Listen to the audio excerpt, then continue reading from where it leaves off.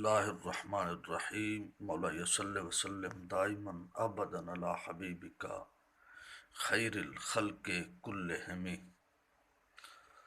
آج کا ہمارا سوال ہے کہ بہتر چیز کون سی ہے؟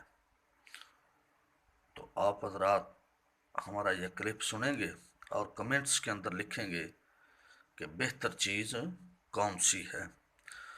تو سب سے پہلے تو میں یہ عرض کروں، اس کے بعد انشاءاللہ العزیز آپ بھی توجہ سے اس کلپ کو سماعت فرمائیں گے، اور اگر ہمارا کلپ پسند آئے تو شفقت فرمائیں گے، ہمارے لیے دعائیں عطا فرمائیں گے۔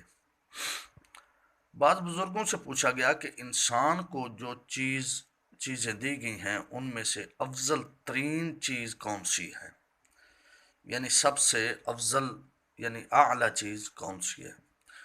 انہوں نے کہا کامل عقل۔ سب سے پہلے افضل ترین چیز کون سی ہے؟ کامل عقل۔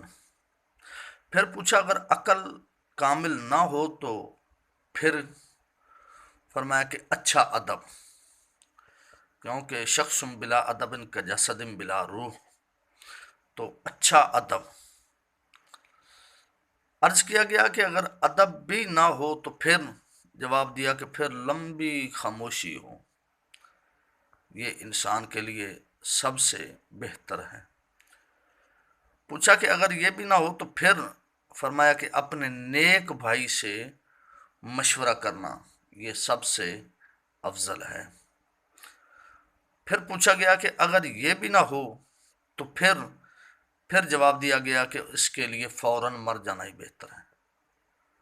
کیسا جواب بزرگوں نے دیا؟ بڑا لاجواب۔ اس لیے کہا گیا کہ نا آدمی تین طرح کے ہوتے ہیں، آدمی تین طرح پر مشتمل ہے، تین طرح کے ہوتے ہیں۔ وہ عقل مند آدمی ہے، نمبر ایک۔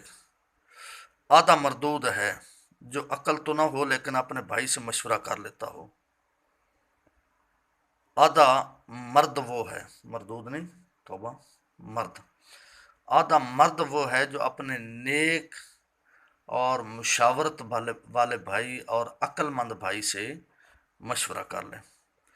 تیسرے نمبر پر وہ آدمی کوئی چیز نہیں جو عقل نہ رکھتا ہو اور نہ ہی کسی سے مشورہ کرتا ہو۔ یہ شخص جس نے حکایت میں بزرگوں سے پوچھا، یہ تیسرا قسم والا شخص ہی لگتا ہے۔ ایک بادشاہ نے پچھنا لگوایا اور لگانے والے شخص کے پاس ایک آدمی کو بھیجا تاکہ وہ بادشاہ کو فصد علاج کے لیے حجامہ استرے سے خون کی راگ پر پچھنا لگانا، اور یہ سنت طریقہ بھی ہے، کرے۔ یعنی وہ آ کر پچھنا لگائے بادشاہ کو۔ بادشاہ کے چچا زاد بھائی نے اس حجامہ سے ملاقات کی اور اس سے کہا کہ وہ بادشاہ کو ایسی جگہ سے فصد لگائے جس سے اس کی موت واقع ہو جائے۔ اس کام کا بدلہ تجھے 1000 اشرفیاں دی جائیں گی۔ جب حجامہ کرنے والا بادشاہ کے پاس آیا تو اس نے اپنی عقل سے اس کام کو انجام دینے کے لیے غور و فکر کیا۔ تو بادشاہ نے اس کو متفکر دیکھا اور دیکھ کر پوچھا تو اس نے بادشاہ کو سارا قصہ سنا دیا۔ تو سمجھ رہے ہیں آپ، سارا قصہ ہی بادشاہ سے کہہ دیا اس نے۔ بادشاہ نے اس حجامہ کو 10,000 اشرفیاں دی اور اپنے چچا زاد بھائی کو قتل کروا دیا، کیوں کہ نہ اس کے پاس عقل تھی اور نہ ہی مشورہ تھا۔ حضرت آدم علیہ السلام کو زمین پر اتارا گیا تو حضرت جبرائیل علیہ السلام عقل، مروت اور دین لے کر آپ کے پاس تشریف لائے۔ کون؟ حضرت سیدنا جبرائیل علیہ السلام۔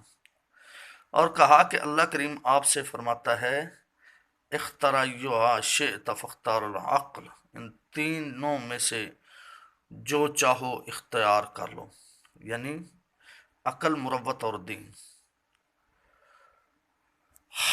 ان تینوں میں سے جو چاہو اختیار کر لو۔ تو حضرت آدم علیہ السلام نے عقل کو اختیار فرمایا، جو ہمارے بابا جان ہیں، ہمارے بزرگ ہیں، ہمارے والد گرامی ہیں اور انسانیت کی اصل ہیں، ان کے بارے میں یہ بیان ہو رہا ہے۔ تو حضرت آدم علیہ السلام نے عقل کو اختیار فرمایا. حضرت جبرائیل علیہ السلام نے مروت اور دین سے فرمایا تم دونوں آسمان پر چڑھ جاؤ. ان دونوں نے کہا کہ ان اللہ امرنا اللہ نفارق العقل، بے شک اللہ کریم نے ہمیں حکم دیا ہے ہم عقل سے جدا کبھی نہ ہوں گے، یعنی ہم ہمیشہ کے لیے عقل کے پاس ہی رہیں گے، جہاں عقل رہے گی ہم وہاں رہیں گے. تو مطلب کہنے کا یہ ہے کہ اگر انسان کے پاس عقل ہو نا تو پھر دین بھی آ جاتا ہے اور پھر یہ سارے معاملات ہو جاتے ہیں. اور اگر اللہ نہ کرے عقل ہی نہ ہو ہمارے پاس یا کسی کے پاس، تو پھر سمجھ لیں کہ نہ دین ہوگا ہمارے پاس اور نہ ہی. حضرت علی المرتضیٰ فرماتے ہیں نا کہ حضرت علی المرتضیٰ فرماتے ہیں جب اللہ کریم نے زمین کو پیدا کرنے کا پروگرام بنایا تو اس نے ہوا کو پانی کے پاس بھیجا، ہوا کو پانی کے پاس بھیجا تو ہوا نے پانی کو مس کیا اور اس کے اوپر سے گزری، جس سے پانی پر جھاگ پیدا ہو گئی اور اس کو 4 حصوں پر تقسیم فرمایا. ایک قسم سے مکہ مکرمہ کو پیدا فرمایا، ایک قسم سے مدینۃ المنورہ کو پیدا فرمایا، اور ایک قسم سے بیت المقدس شریف کو، اور ایک قسم سے کوفہ شہر کو پیدا فرمایا. یہ 4 مقامات، اور 4 مقامات میں جو سب سے افضل مقام ان تمام مقاموں کا سردار مقام جو ہے، جہاں سے یہ مقام فیض حاصل کرتے رہے اور لیتے رہے، وہ مقام تھا مکۃ المکرمہ، یعنی جہاں کعبہ شریف کا مقام ہے.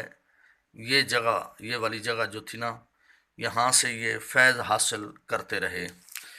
جب میرے دوستوں اور بزرگوں فیض حاصل کرتے رہے، میں حیران اس بات پر ہوا کہ یہ جتنے بھی مقامات ہیں، بیت المقدس شریف ہوا یا کوفہ وغیرہ ہوئے، یہ سارے کے سارے کعبہ شریف والے مقام سے فیض اور عظمت حاصل کرتے رہے.